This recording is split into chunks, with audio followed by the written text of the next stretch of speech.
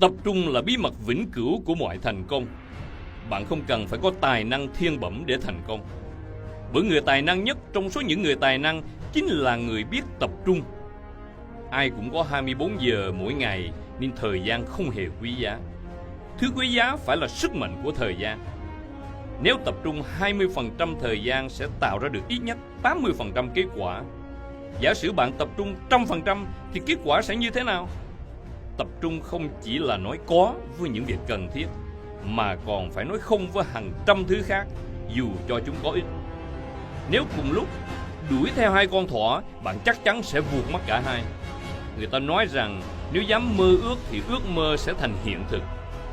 Nhưng nếu bạn không biết tập trung vào đúng việc để thực hiện, thì ước mơ đó cũng chỉ để ngắm. Mục tiêu của bạn là gì? Hãy tập trung vào những thứ giúp bạn đạt được mục tiêu đó. Khao khát của bạn là gì? Hãy tập trung cho đến khi thỏa mãn được khát khao.